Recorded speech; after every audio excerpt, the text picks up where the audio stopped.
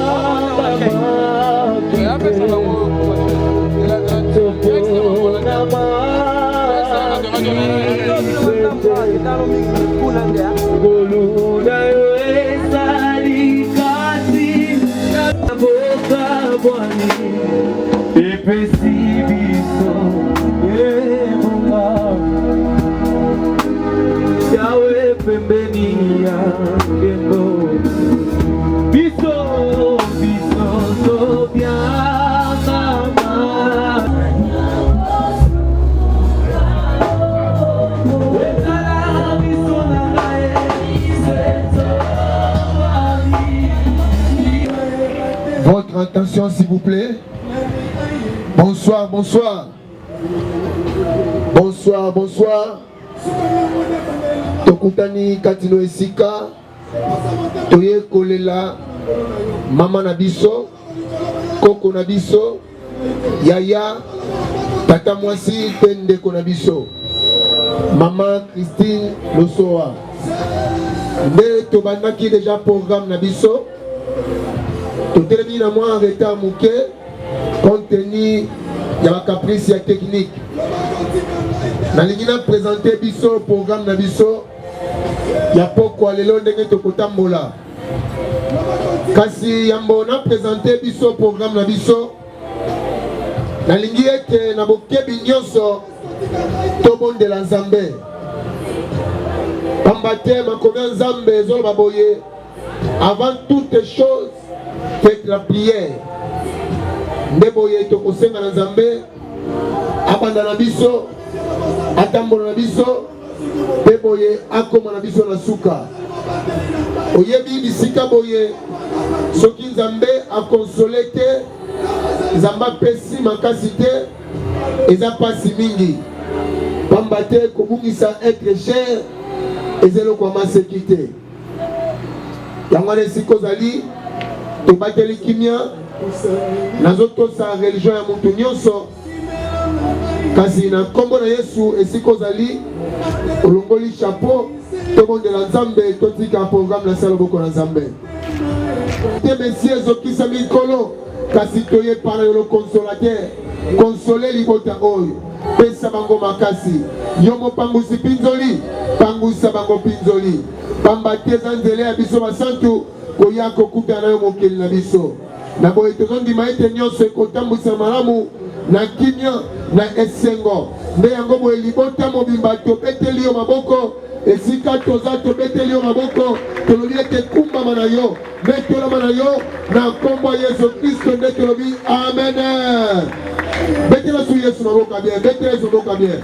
nayebi kona pasi na motema ozolela kasi aza alongolaka pasi beta maboko betela Yesu maboko makasi soko beti pe milolo sali mabe te soko beti milolo sali mabe te ezolakisa kondimi volonté ya Nzambe os'incline na volonté ya Nzambe Nzambe azwa lokumu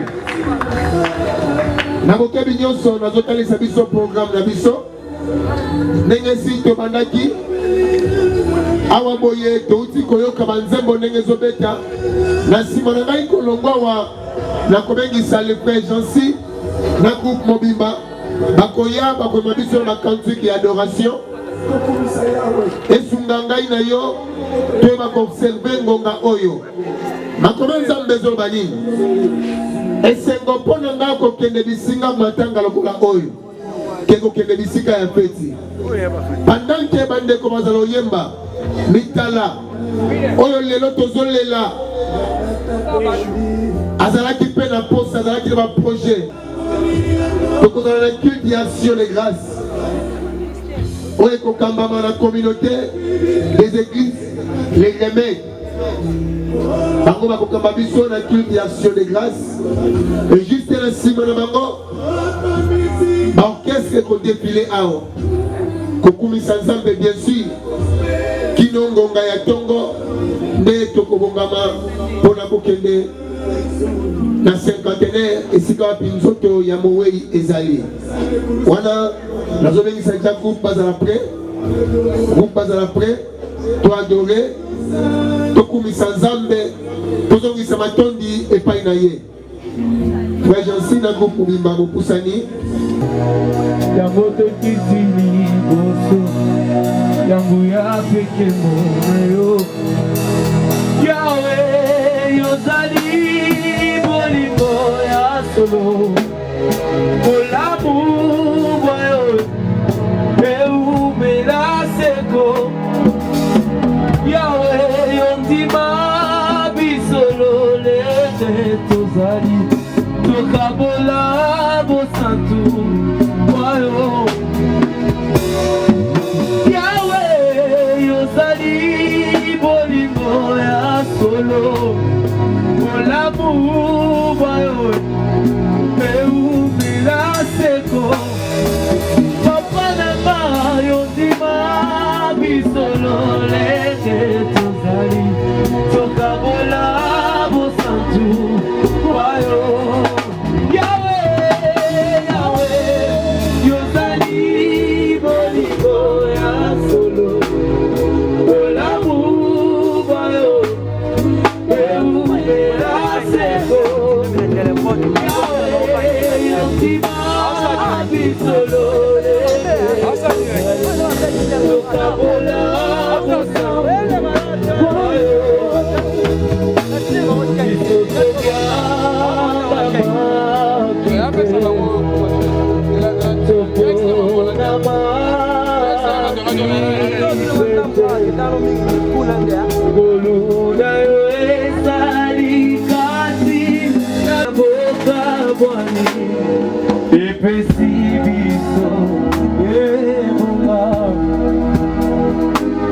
Yawe pembeni ya kendo biso so bien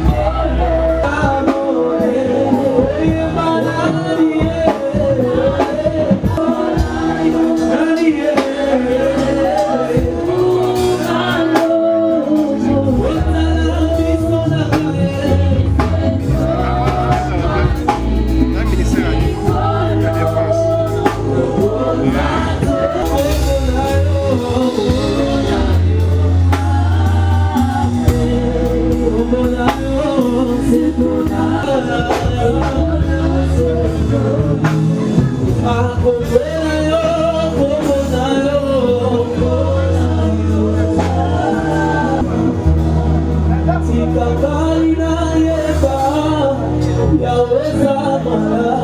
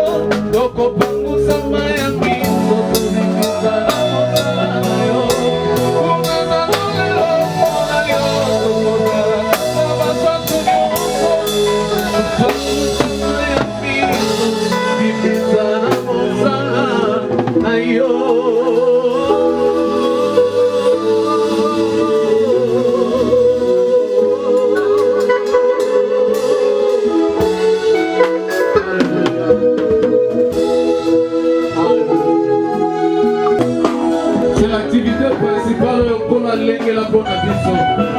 Alors que nous nous serons séparés ici sur terre, nous irons au ciel pour l'adorer encore. Alléluia.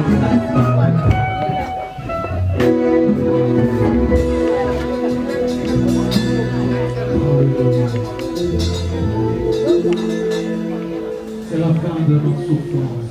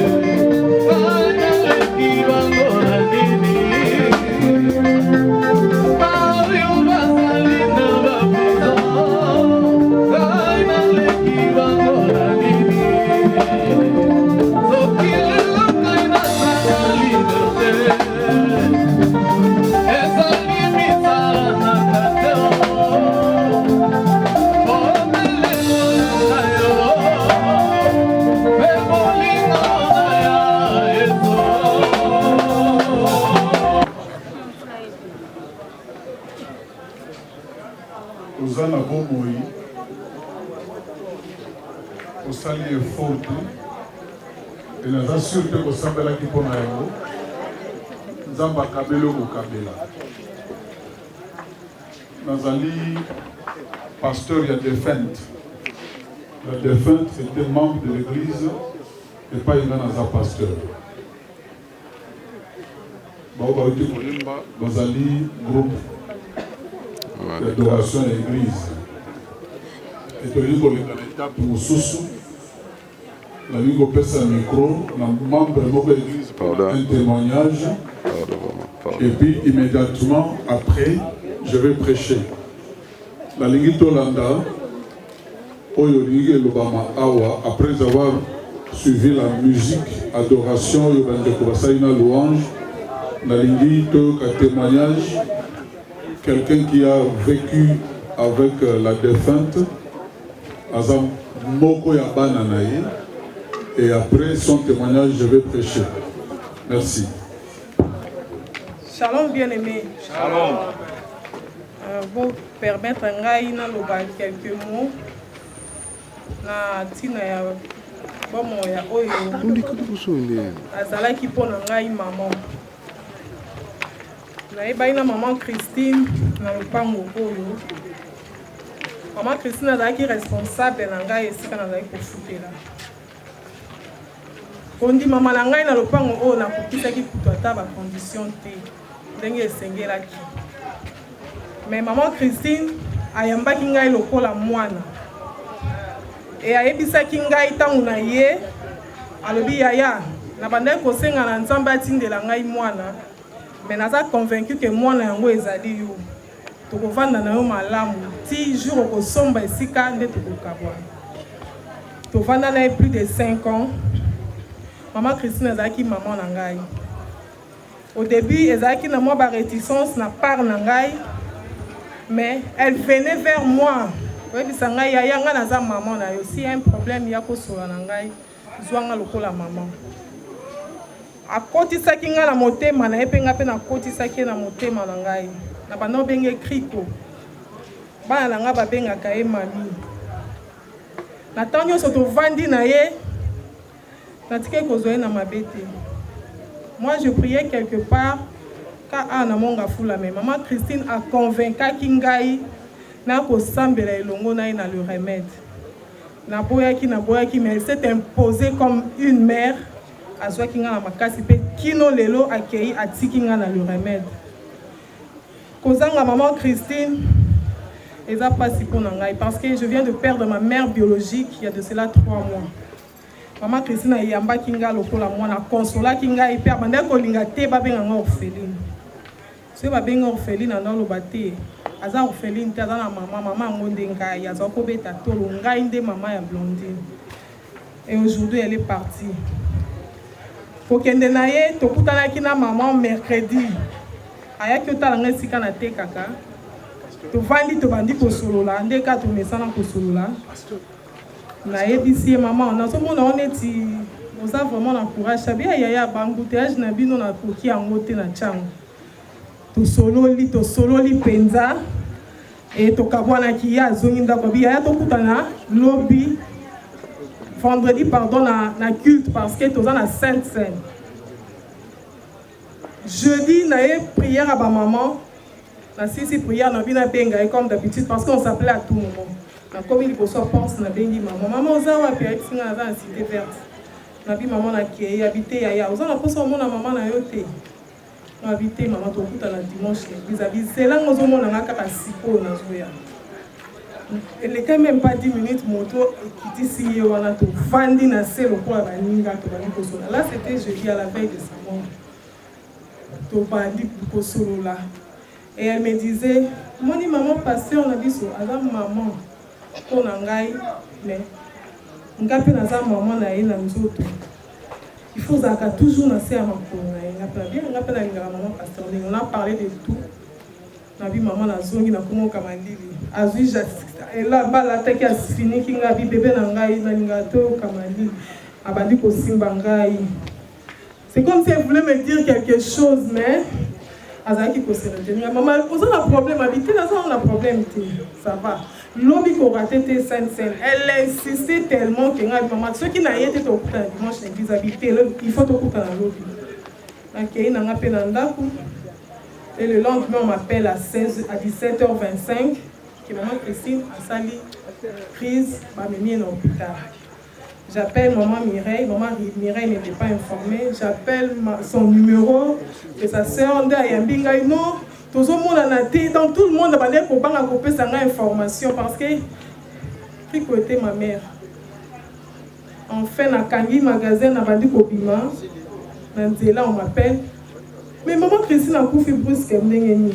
nakweyaki na mabele na bandi kokanga. Qu'elle repose en paix, maman. Je viens encore de perdre une mère. Parce que Kriko était pour moi une mère. Azaki na malamu ebele na bomo na ngai.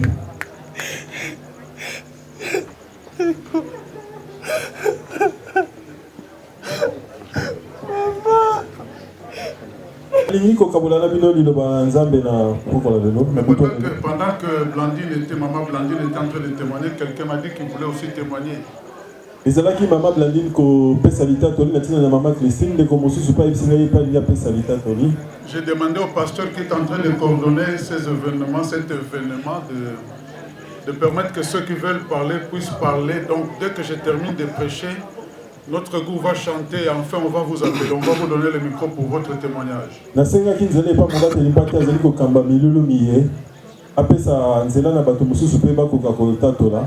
Et maintenant je vais prêcher. Mais j'aimerais vous appeler à écouter mon introduction.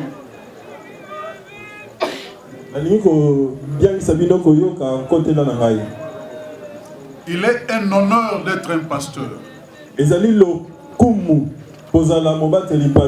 Mais il est aussi une douleur d'être pasteur.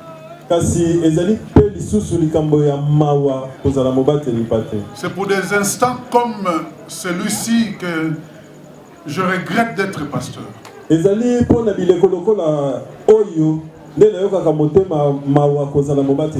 n'aurais pas voulu être pasteur de maman Christine.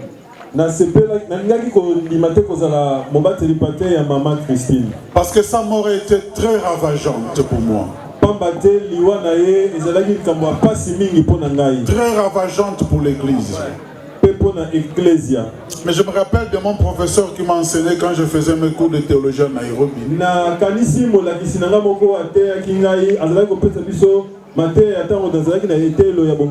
Il a comparé les pasteurs au bourgmestre.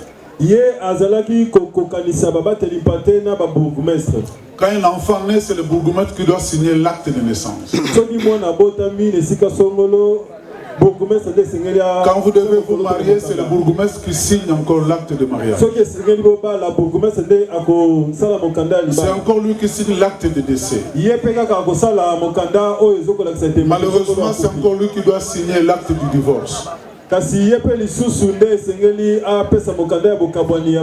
Le bourgmestre. Je suis le pasteur. C'est moi qui bénis les mariages. Ça me plaît de bénir les bébés qui naissent. Ça me plaît ces choses.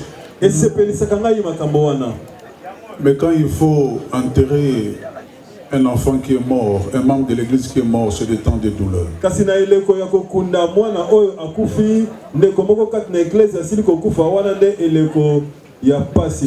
Ce que je veux dire avant que je n'ouvre ma Bible peut vous choquer, mais les pasteurs qui sont là, les prêtres me comprendront.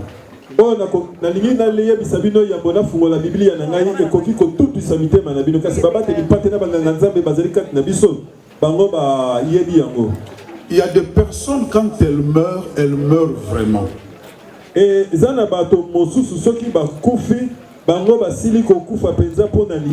Parce qu'en tant que pasteur, vous vous posez des questions relatives à sa destinée finale. Je ne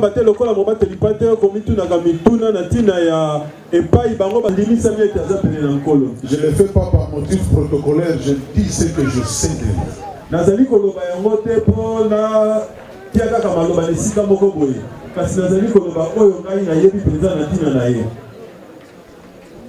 Maman Christine ne devait pas mourir. Si Dieu m'avait prévenu de sa mort à ce même moment, Dieu n'aurait pas la tâche facile. J'allais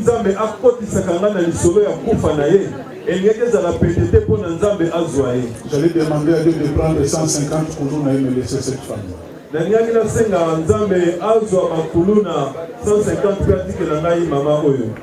Dieu est patron de notre vie. Quand il nous l'a donné, c'était sans notre permission. Quand elle l'a prise, c'est sans notre permission.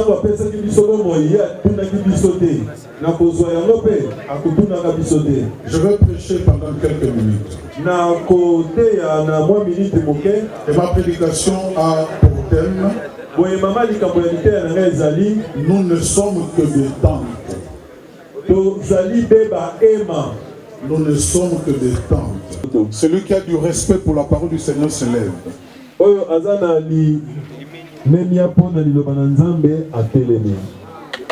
Nous savons en effet que si cette tente où nous habitons sur la terre est détruite, nous avons dans le ciel un édifice qui est l'ouvrage de Dieu, une demeure éternelle qui n'a pas été faite des mains d'homme.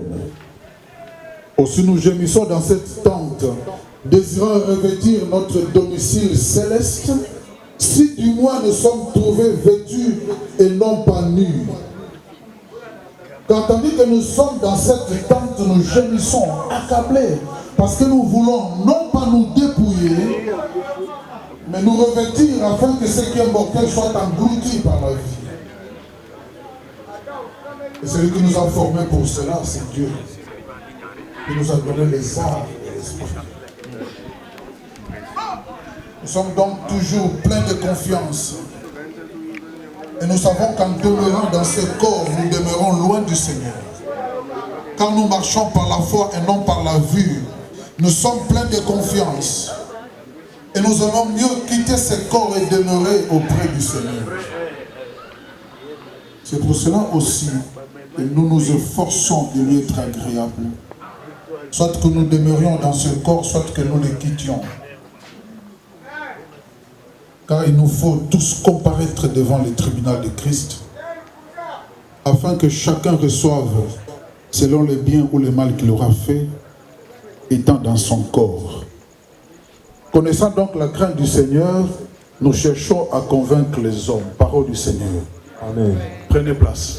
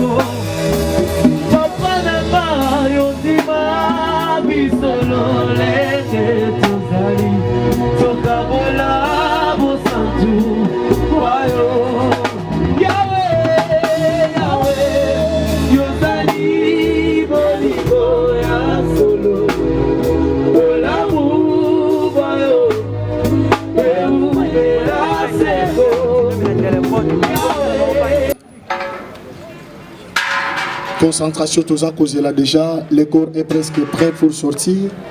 Puis qu'on rendre dernier hommage et pas à Maman Nabiso, notre soeur, notre grande soeur. Et sur cette tout ça, qu'on Nabiso vraiment dans une méditation profonde. Effectivement, il y a tristesse aussi.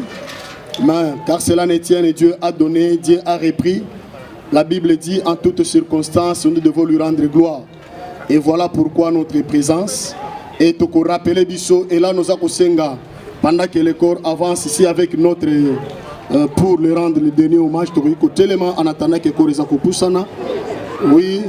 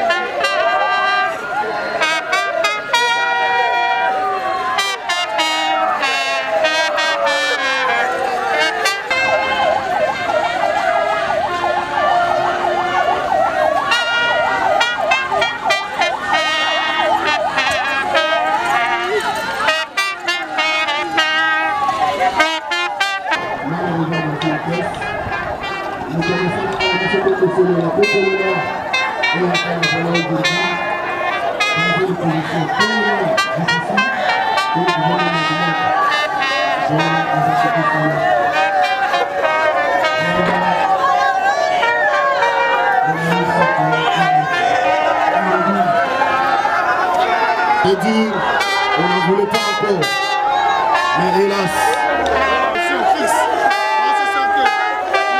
Okay.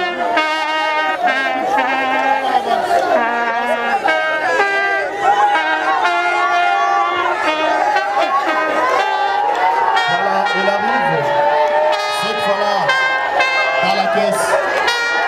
Elle était habituée à être en mouvement. Malheureusement, cette fois-là, elle est immobile.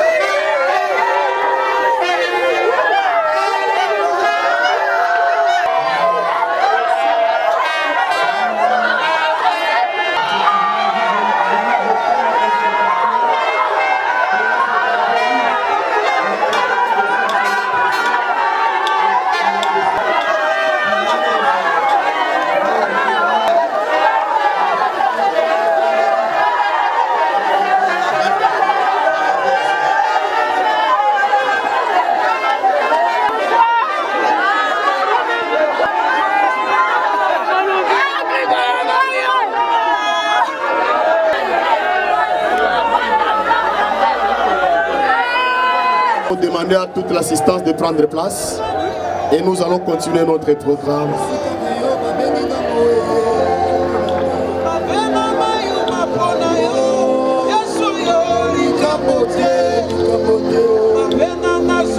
Voilà, merci beaucoup. Avant de continuer avec notre programme, nous voulons quand même vous donner le squelette de ces programmes pour que tous ceux-là qui vont intervenir se préparent. Quant à ceux, après l'exposition du corps de notre maman Christine, aussitôt exposé, nous allons directement passer à la prédication. Et la prédication qui n'aura que 30 minutes. Après la prédication, nous allons passer à la lecture de la biographie et de témoignages. Et ici, nous voulons demander à tous ceux-là qui vont témoigner qu'ils puissent venir s'annoncer pour que nous puissions les... Oui, effectivement, après cela, nous aurons les mots des responsables des services, les mots des enfants, des petits-enfants et chefs de la famille. Tous ceux-là vont se préparer. Après cela, nous allons déposer les gerbes de fleurs. Aussitôt terminé les dépôts de gerbes de fleurs, nous allons lever le corps pour les cimetières parce que nous partons trop loin. Ayant entendu les squelettes de notre programme, directement nous demandons au prédicateur du jour, le docteur Jean-Jacques, qui pourra prendre place pour quelques 15 minutes. Nalingi kosenga na bandeko ya kopermettre na ya koloba bandeko nyonso baza pembe na cercueil, s'il vous plaît, bomeka kodégager to continuer programme.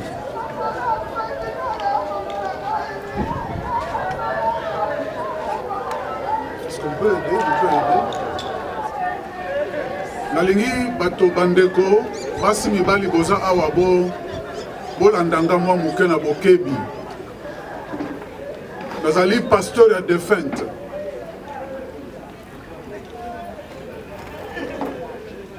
Voici une femme qui a cru dans le ministère Onzamba Pessingaï lorsque je commençais l'œuvre que je dirige. Tobandi Moussala na salon et pas Nazali Kovan dans la salon. Elle et sa grande sœur Louise décelé comme un membre d'une église qui n'avait même pas de forme, qui n'avait même pas de chair à ce moment-là. Tout ça qui attend la chair à côté, là, je prêchais ma Bible comme ça. Et cette femme a cru dans mon ministère. Si on a la franc par rapport à Nabino, c'est pour des moments comme ça que je n'aimerais jamais être pasteur. Quand j'ai béni des mariages, je suis très heureux. Quand j'ai béni les bébés qui sortent de l'hôpital, je suis très content. Tant qu'on a voyagé, je suis très content. Mais deux moments me font très mal. Il y a un pasteur. C'est lorsque je dois assister à un divorce d'un mariage que j'ai béni. Ça me fait très mal. Et lorsque je dois assister à des scénarios comme celui-ci, ça me bousille mes entrailles. Je suis hors de moi. Je peux cesser d'exister. Et je regrette d'être pasteur dans ce moment. Mais avant que je ne passe, j'aimerais donner la parole à moi, Sinangaï. À Yebaki Mama Oyoda. C'est par elle que cette femme est devenue membre de l'église. On a passé quelques 5 minutes à s'exprimer. Shalom. Il y a autour de 7 ans, nazalaki komona mama moko afungolaka batombola na esika liboso esika vandaka. Mais natikalaka kopusana te nayeba ye. Bongo mokolo moko esengelaki naleka kaka liboso esika ya te kaka. Bongo nasepelaka na biloko afungolaka. Bongo naponaka nayebisi ye nazobima obombela nga. Andimaki na mokuse na koloba na kanisaka nazalaka une femme généreuse. Mais nakutanaki na mwasi oyo générosité na ngai kokomata na cheville na ete. Alingaki nga na rencontre ya liboso kaka tokutana nga pe na lingaka ye na rencontre ya liboso. Kaka na rencontre wana na lukaki na te ya ye Yesu.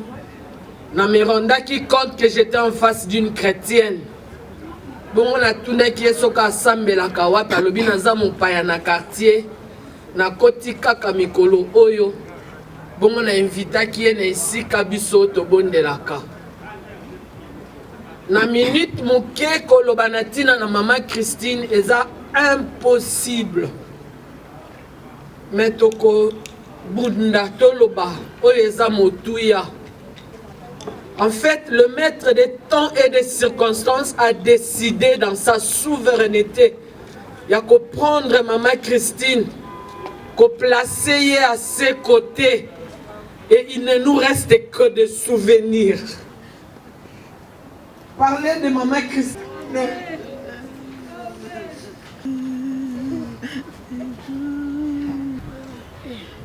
Tozolo babolamu ya mwasi oyo te po akufi. To bayebaki koyebisa ye de son vivant c'est qu'elle était. Azalaki brave pe courageuse. Azalaki généreuse. Azalaki genre ya bandimi baki na kolona kala mosala ya Nzambe. Mais parce qu'ayebaki ko respecter pe ko considérer basali na Nzambe. Na kati na etonga tokozala na ba moment oyo tokoyebaka ko kanisa ka mwasi oyo. Quand nous aurons des retraites à l'église, elle était la plaque tournante. Elle était prête ya kobimisa basani na ye potolela. Bongo na poso ya suka ya mama Christine Nzambe asalaki biso ngolu to sala pastoral ya suka. Mena yeba kite na mayele ya bomoto ezalaki ba moma ya suka. Dernier dimanche à maman Christine na lekisaki 4 heures du temps avec maman Christine chez elle à la maison. To solo la ki est belé. Mena kozanga koyeba eza masolo ya suka. Lundi, na bengi na téléphone. Toyokani tokutana. Jeudi, avant le sambo ya ba mama bongo tokobondela.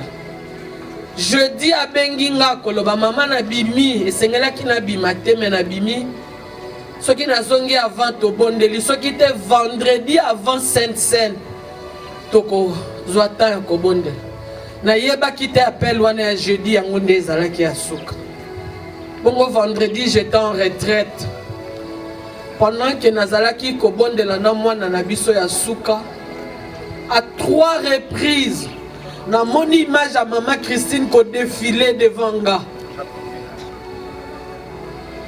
Première fois je me suis dit certainement pour na ko rappeler nga li solo. Deuxième fois je me suis dit certainement ezaka pona li solo. Na zui téléphone pona benga ye. Na ki mongongo koloba nga bondela.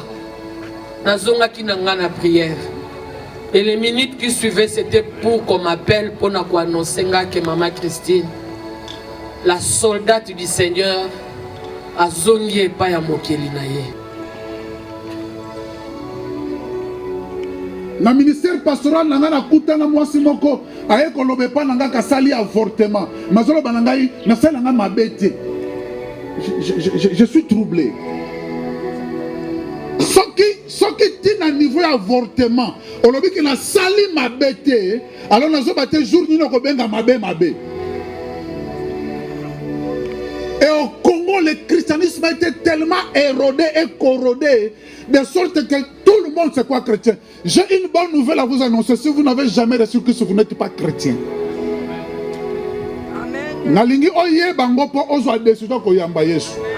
Je vous annonce, je place ça dans vos entrailles. Ce qui nous décidé qu'on peut sa vie dans Christ, tu n'es pas chrétien.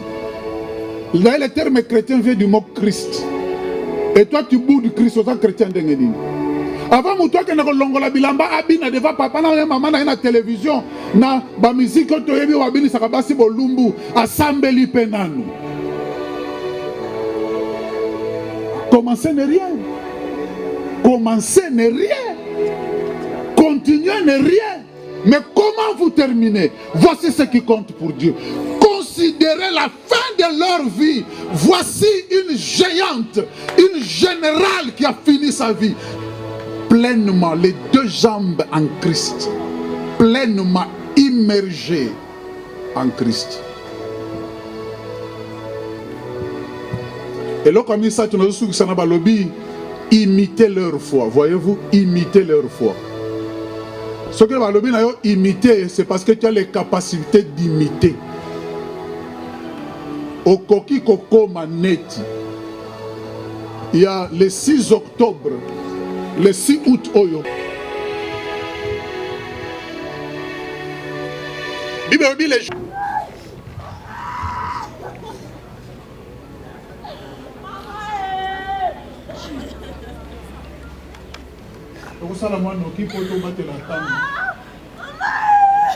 J'ai quelque chose que j'aimerais vous dire. Celle que vous avez perdue a laissé la barre très haut. Celle que vous avez perdue a laissé la barre très haut. J'ai pitié de vous parce que pendant que vous commencez, vous avez du travail à faire. Or, votre défi, c'est faire plus qu'elle.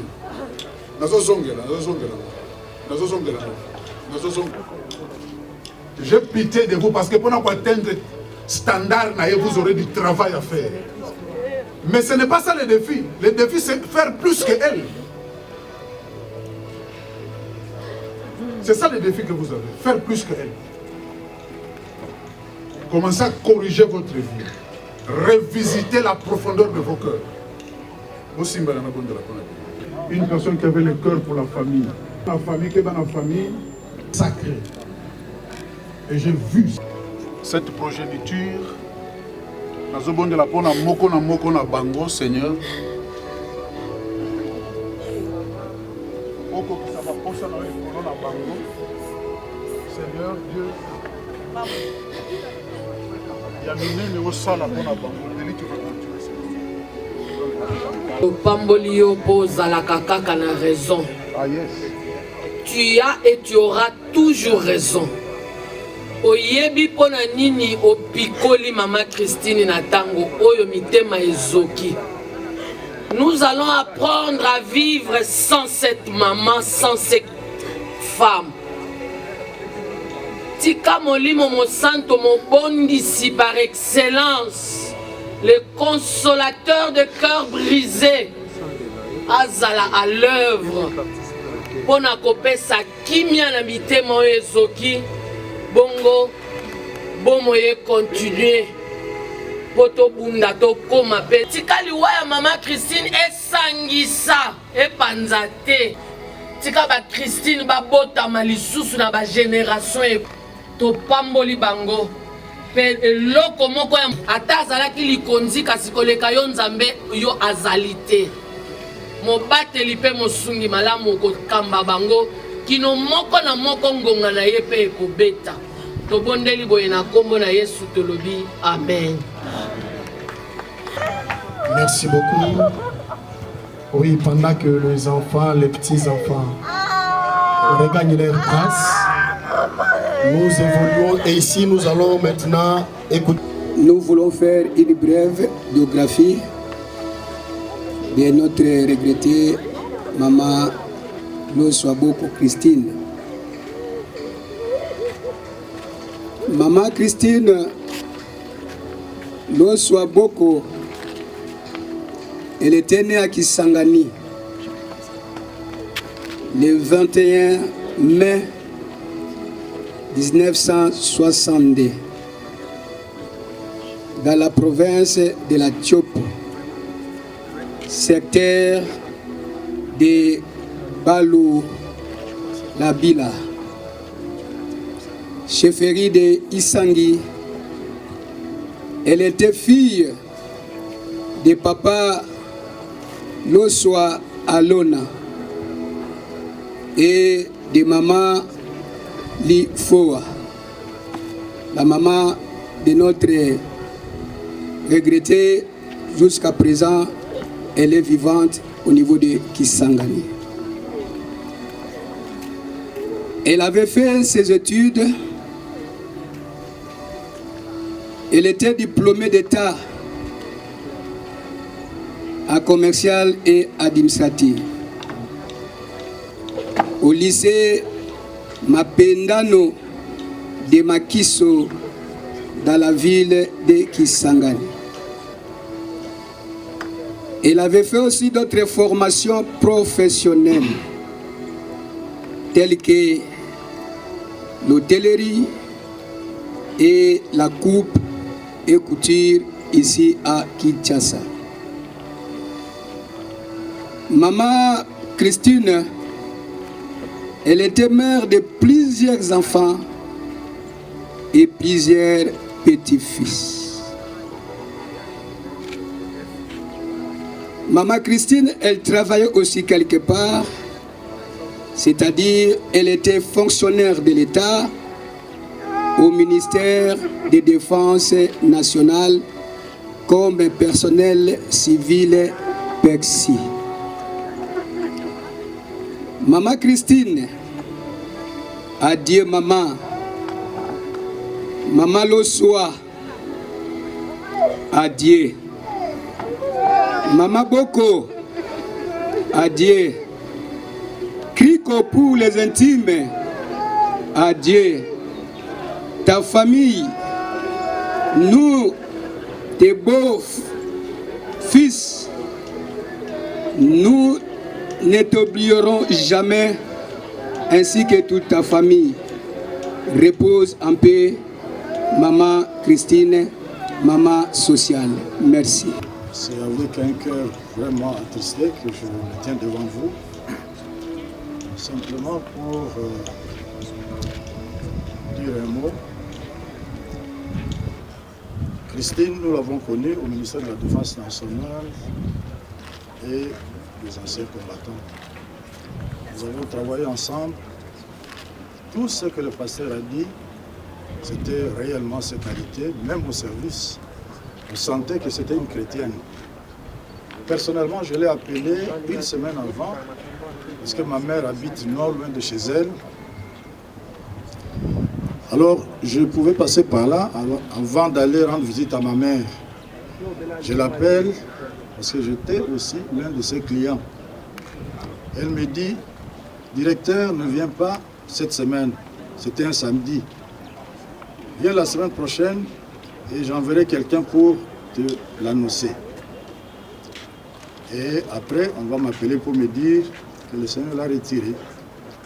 Nous ne vivons pas parce que nous le voulons, mais c'est par la grâce du Seigneur. Et elle a fait son temps, elle va vraiment nous manquer.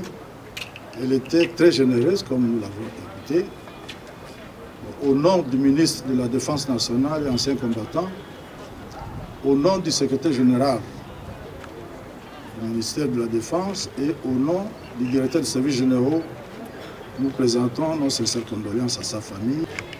Vraiment avec un court témoignage.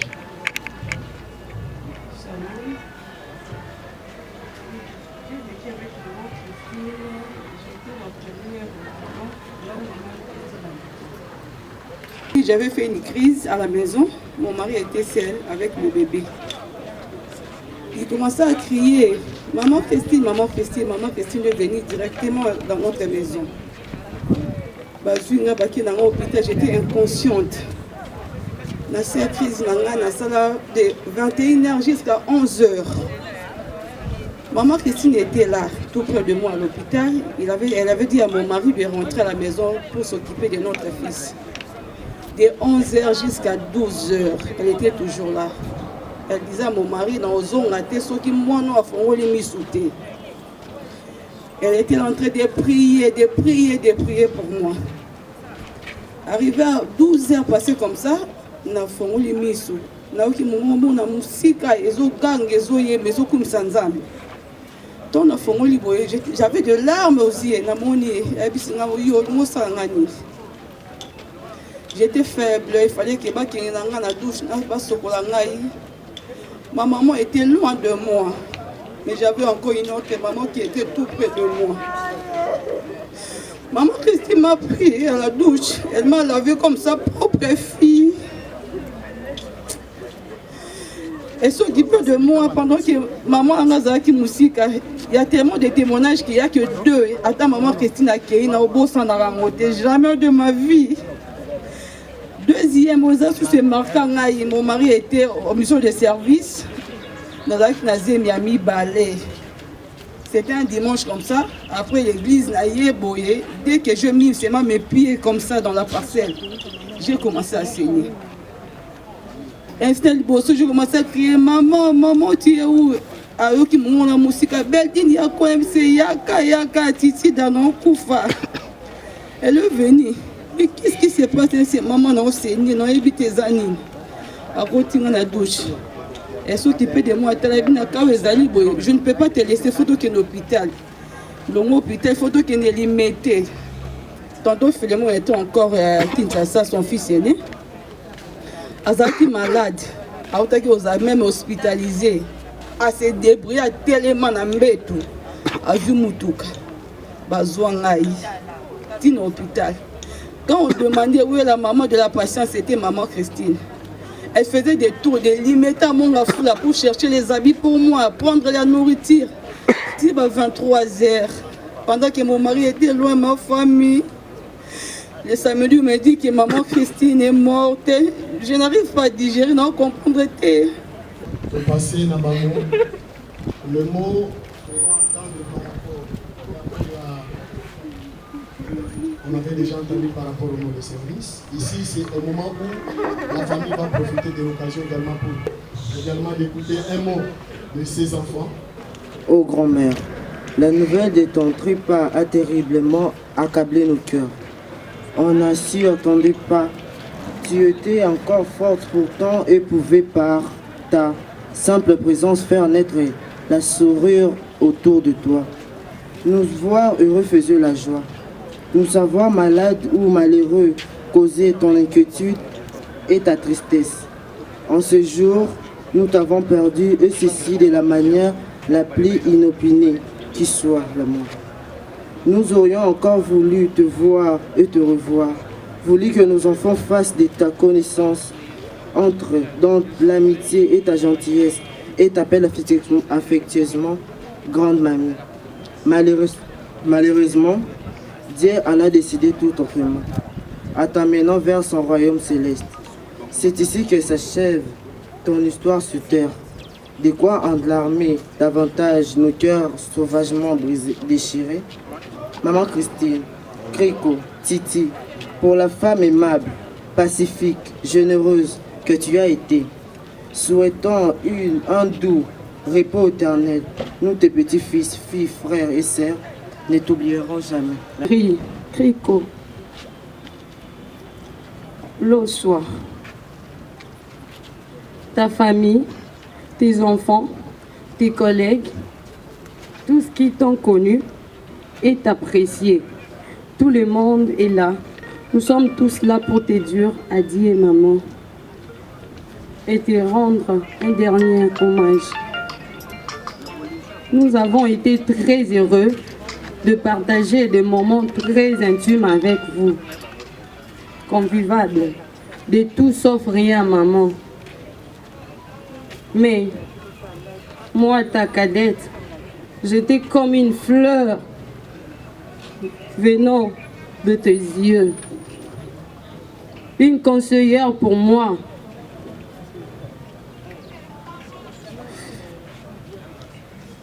Et la personne qui voulait que je sers Dieu comme une vraie chrétienne.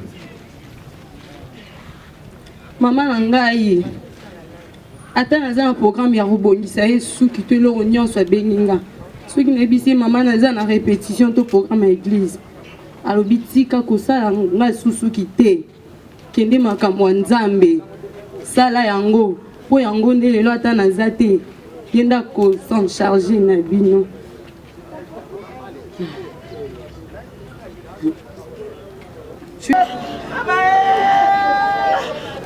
Nous approchons les amis de Maman Christine.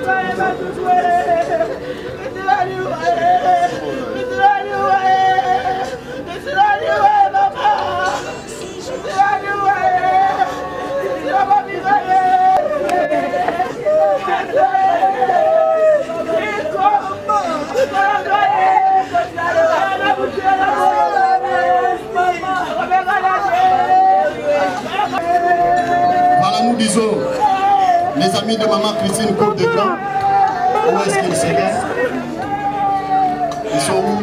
Ils avancent ici, s'il vous plaît. Cour de Grand. Oui. Pendant que les autres bazar pour vider pour avancer. Voilà, ce sont ces amis.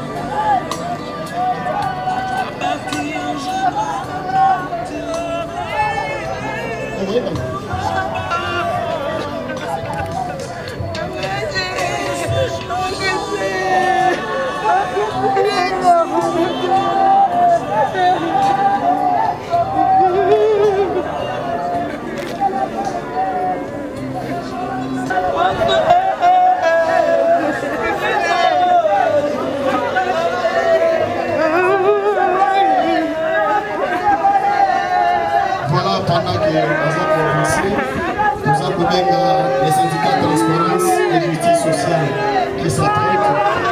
Les syndicats de transparence. Famille Minène, ils avancent. Transparence, justice sociale derrière eux.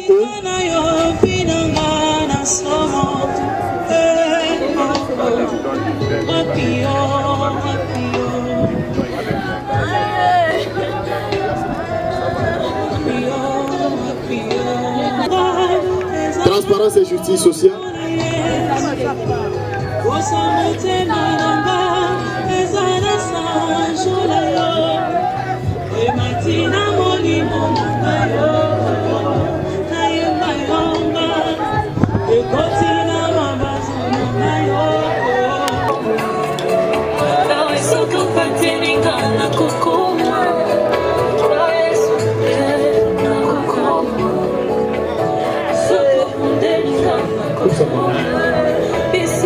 Voilà, ça ce sont les petits-fils de Maman Christine. Là ce sont les petits. Ils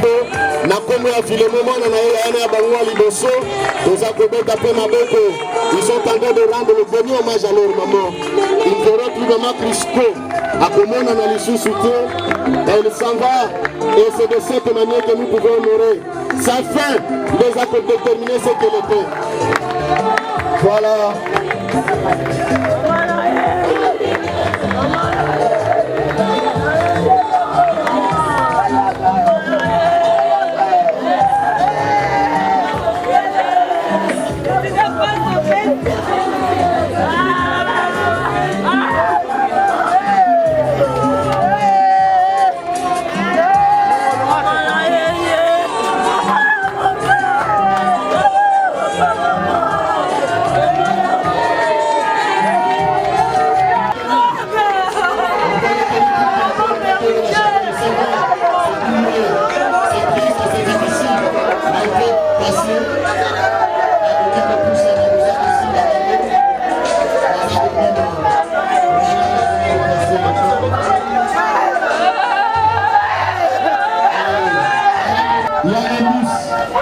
pour les connaissances.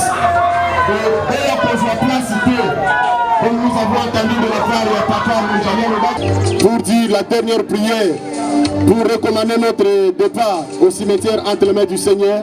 C'est lui qui a commencé, qui a gardé Maman Christine, qui nous dirige également pendant la route pour le cimetière.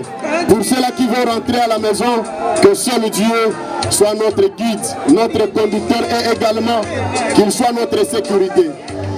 Voilà, nous faisons appel au docteur Jean-Jacques.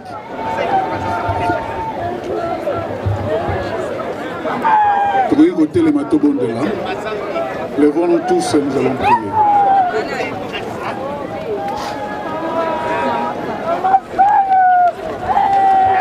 Seigneur, nous voulons te dire merci pour ton amour et merci pour toute cette cérémonie.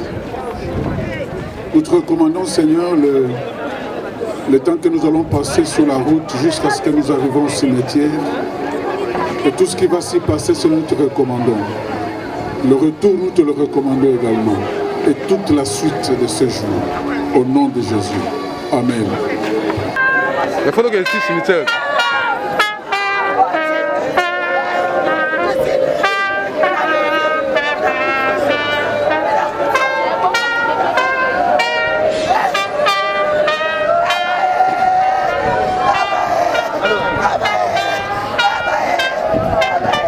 Allô? Oui.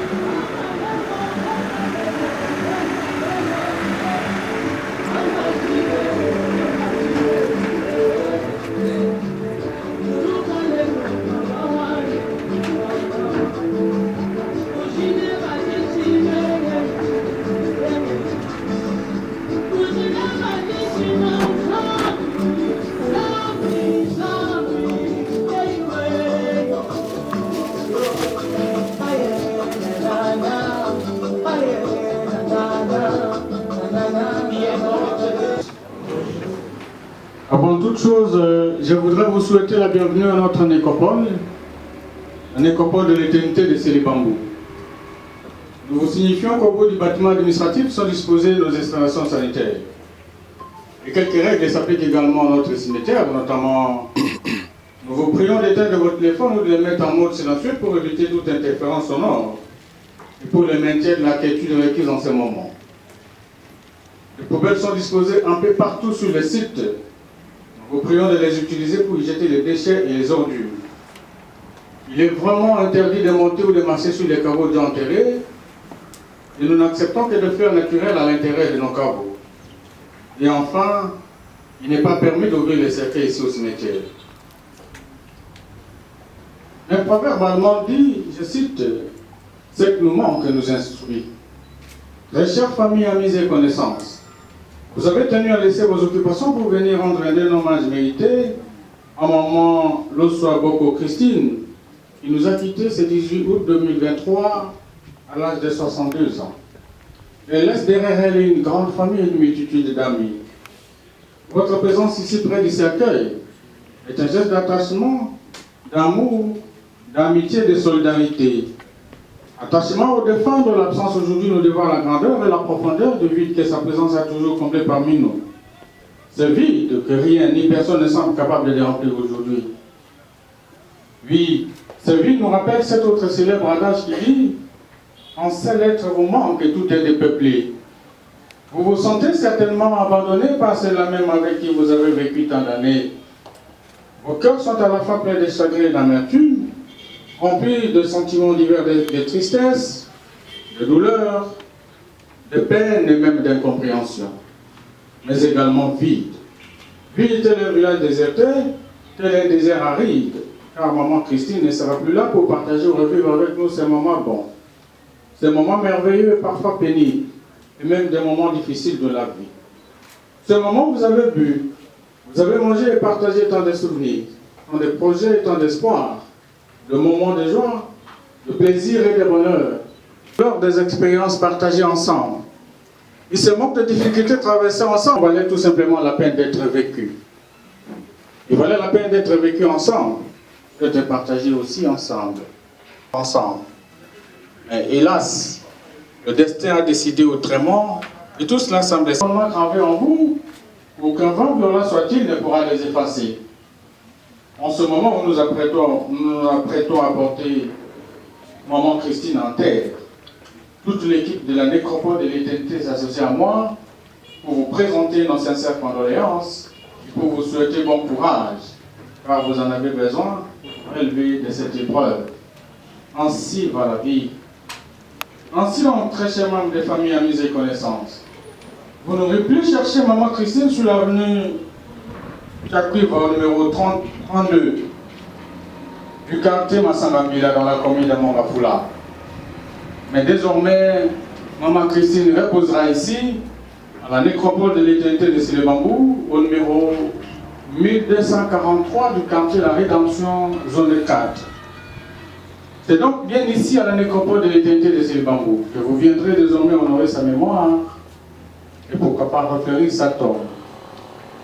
Nous allons à présent inviter notre équipe d'inhumation à vous conduire en procession vers la dernière demeure de maman Lossoa Boko Christine. Et nous vous prions à cet effet de former des rangées derrière les corbières.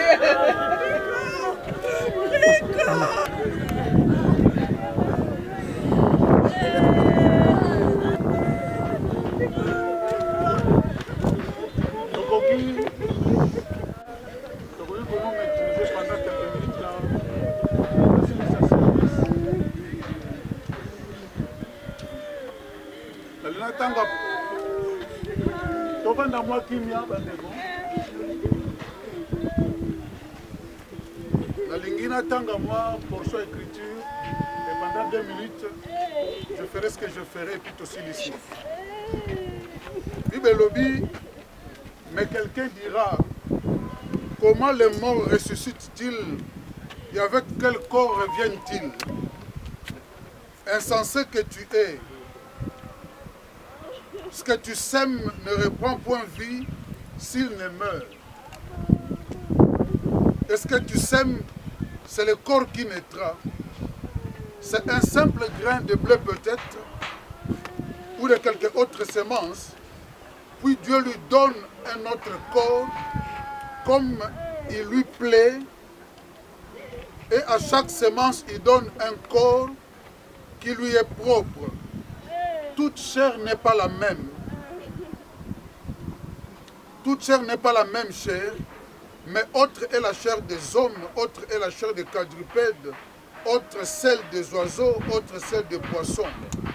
Il y a aussi des corps célestes et des corps terrestres, mais autre est l'éclat des corps célestes et autre celui des corps terrestres. Autre est l'éclat du soleil, autre l'éclat de la lune et autre l'éclat des étoiles. Même une étoile diffère en éclat d'une autre étoile. Ainsi en est-il de la résurrection des morts. Le corps est semé corruptible,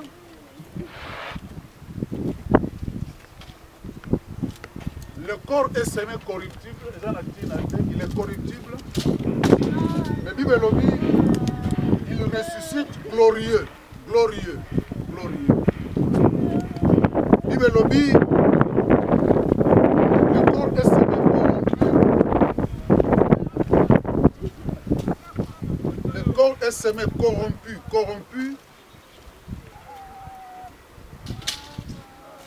mais il ressuscite incorruptible, incorruptible, incorruptible. Bible lobby, le corps est semé méprisable, méprisable, infirme, il ressuscite plein de force. Il est semé animal, il ressuscite corps spirituel. S'il y a un corps animal, il y a aussi un corps spirituel. C'est pourquoi il est écrit ainsi de suite. La symbolique que je viens de faire nous montre une vérité qui est profondément biblique, attachée aux chrétiens nés de nouveau. C'est la réalité de la résurrection. C'est à cause de cela que les chrétiens peuvent se taire et garder espoir même devant un événement aussi tragique que celui en face duquel nous sommes. L'apôtre Paul a dit tokosekwa. Ce qui est c'est la preuve que nous sommes tokosekwa. Et puis abandi koloba yo mutozangi mayele ozomi tu na nzoto kosekwa ndenge nini zwambuma lidesu lona zwambuma ya wandu lona zwambuma ya nguba lona nzambe akopesa ngo nzoto. Chaque semence a son corps. Si tu as dans toi la semence de Christ, tu auras un corps. Si tu n'as pas en toi la semence de Christ, tu auras un corps. Mais qui sera différent? C'est pourquoi je vais vous expliquer le dit, autre est la chair de l'homme, autre est la chair de quadrupède, autre est la chair des oiseaux, autre est la chair des poissons.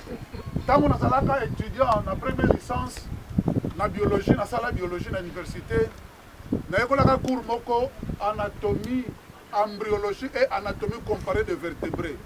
Quand l'apôtre Paul écrivait ces choses, il n'y avait pas de microscope. J'ai vu ça dans le microscope. J'ai vu ça. Le système musculaire, il y a des oiseaux. Et le système musculaire, il y a des mammifères, il y a des poissons. J'ai vu ça. Le jour où j'ai lu ce texte, j'ai tremblé. Comment cet homme a reçu cette révélation? Il y a une conception de l'anatomie pour nous expliquer la réalité de la résurrection. Abakisi ba notion botanique. Alors semence nyon se botaka na nzoto nango. Abakisi ba notion ya géophysique. Alors la lumière, le soleil ezana éclat nango, la lune ezana éclat nango. Bazala ki na biloko pona ko mesurer. Mais il a reçu la révélation qui aujourd'hui est confirmée par la science. Alors même parmi les étoiles, l'éclat est différent. Frère, si tu meurs en Christ, tu vas ressusciter avec un éclat céleste.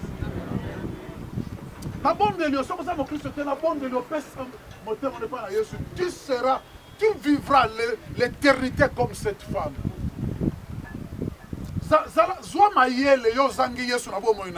Ne fût-ce que pour cet événement, change ta vie.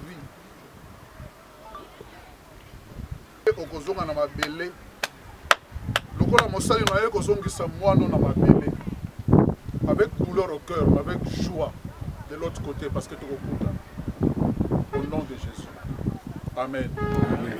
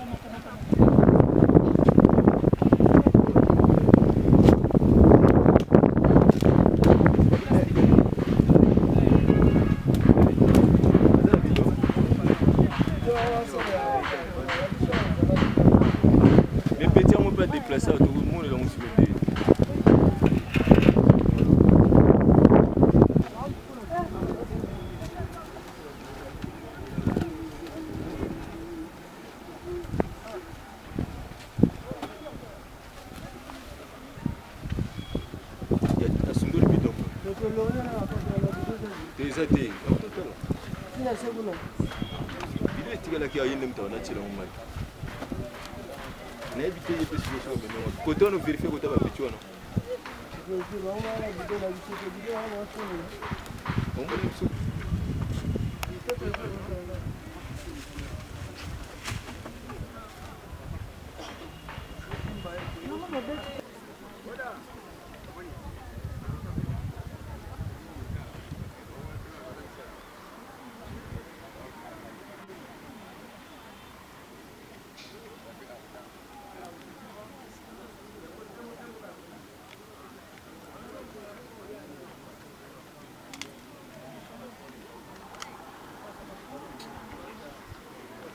Oh,